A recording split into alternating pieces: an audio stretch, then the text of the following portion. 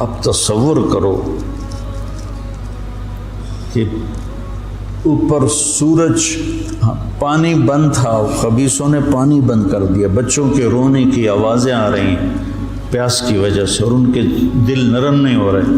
پھر آپ نے حضرت عباس بن علی کے ساتھ ایک دستہ بھیجا، جنہوں نے لڑ بھڑ کے کوئی 30 کے 32 مشکیزیں پانی کے بھر کے لے کر آئے، لیکن وہ کتنی دیر چلنا تھا،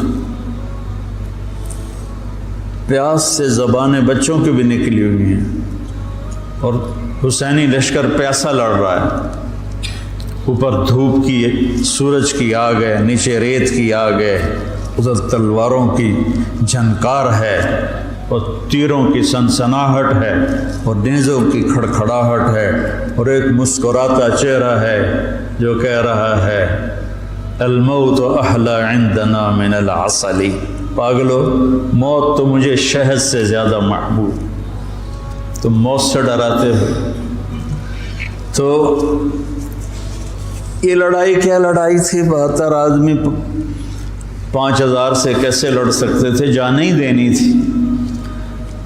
تو انہوں نے پہلے ان کے گھوڑوں کو بیکار کر دیا، گھوڑوں کو، شمر نے کہا ان کے گھوڑوں کو مارو، پہلے گھوڑوں کو مارا تو سارے پیدل ہو گئے، پیدل ہو گئے تو پھر گردنیں کٹنے لگی۔ حر بن یزید نے جب دیکھا کہ یہ تو واقعی لڑنے لگے ہیں، تو اس نے عمر بن سعد سے پوچھا تم واقعی لڑو گے؟ کہنے لگا ہاں۔ کہنے لگا اچھا میں گھوڑے کو پانی پلا کے آتا ہوں جنگ شروع ہونے سے پہلے، اور گھوڑے کی لگام اٹھائی پانی پلانے کے بہانے، اور آ کر حضرت حسین کے قدموں میں گر گیا کہ مجھے نہیں پتا تھا یہ بدبخت آپ کی جان لے لیں گے، میں معافی چاہتا ہوں، میں اپنی جان کا نذرانہ آپ کے قدموں میں پیش کروں گا۔ ان کا بیٹا بھی ساتھ آ گیا، باپ بیٹا دونوں شہید ہوئے، اور وہ حضرت امام حسین کے ساتھ مل کے۔ تو ایک ایک کر کے جب سارے شہید ہو گئے تو پیچھے اہل بیت رہ گئے۔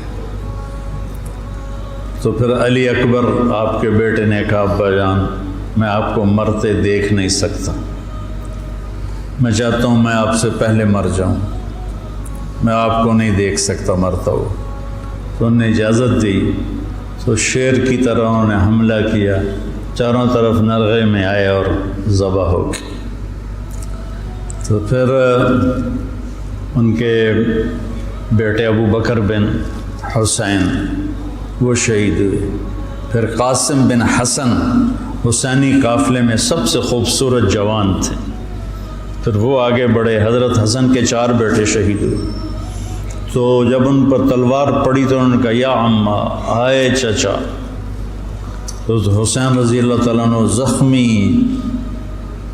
تنہم داغ داغ شد، سارا بدن خون تھا۔ آپ نے آگے بڑھ کے قاتل پر وار کیا، اس کا ایک ہاتھ کاٹ دیا۔ پھر ان کے سرانے کھڑے ہو کر ایک عجب بات کہی کہ میرے بھتیجے آج تیرا چچا بڑا بے بس، یہ کیا جواب دیں گے اللہ کے نبی کو قیامت کے دن کہ انہوں نے ان کی اولاد کو ہی ذبح کر دی۔ تو ان کی لاش کو اٹھایا اور پیچھے جا کے رکھ دیا۔ اس طرح ایک ایک کر کے مسلم بن عقیل کے عبد الرحمن عبداللہ شہید ہوئے، حضرت عبداللہ بن جعفر کے عون اور محمد شہید ہوئے، حضرت حسن کے ابو بکر عبداللہ اور قاسم شہید ہوئے، عثمان شہید ہوئے، آپ کے اپنے بیٹے حضرت علی کے عبداللہ، محمد، عثمان، جعفر، عباس، حسین 6 شہید ہوئے۔ اور پھر جب آخر میں آپ رہ گئے تو آپ نے اپنے چھوٹے بیٹے عبداللہ کو بلایا، آپ زخمی ہو چکے تھے، بہت پہلے قتل کیے جا سکتے تھے لیکن ہر کوئی ڈائریکٹ وار کرنے سے ڈر رہا تھا۔ تو آپ نے عبداللہ کو بلایا،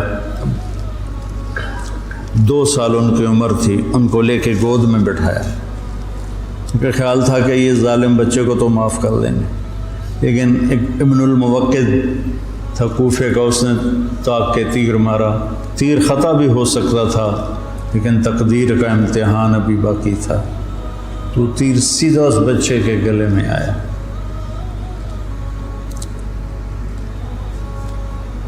ہم یہ تاریخ بھلا دیں.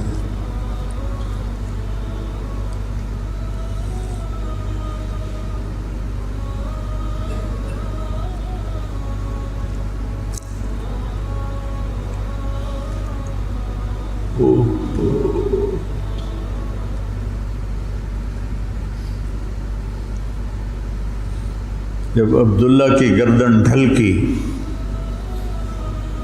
اس وقت حضرت حسین اپنے بیٹے کا خون جو ابل رہا تھا وہ ایسے ہاتھوں میں لے لی اور یوں آسمان کی طرف اٹھا. کیا حال ہوا ہوگا اس وقت زمین آسمان کی مخلوق، آسمان کے فرشتوں کا. اے اللہ، تو مجھ سے راضی ہے تو میں تجھ سے راضی، لیکن ان سے انتقام تو ہی لینا. انہوں نے تیرے نبی کی اولاد کو ذبح کر دی.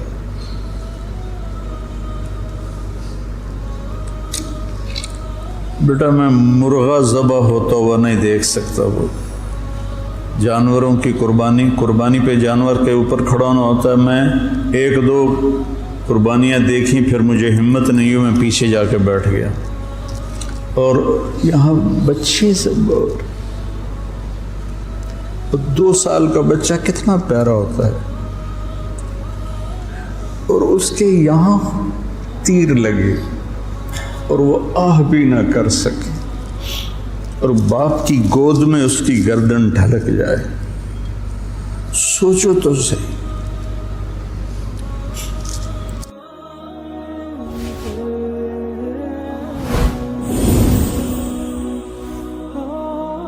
کیا ایسے معصوم بچے جن کے پاس مواقع نہیں ہیں کہ وہ تعلیم حاصل کر سکیں اور معاشرے کا، ملک کا اور قوم کا باعزت فرد بن سکیں، کیا ہمیں ان بچوں کو موقع نہیں دینا چاہیے کہ وہ آگے بڑھیں اور معاشرے کے اندر اپنا مثبت کردار ادا کریں؟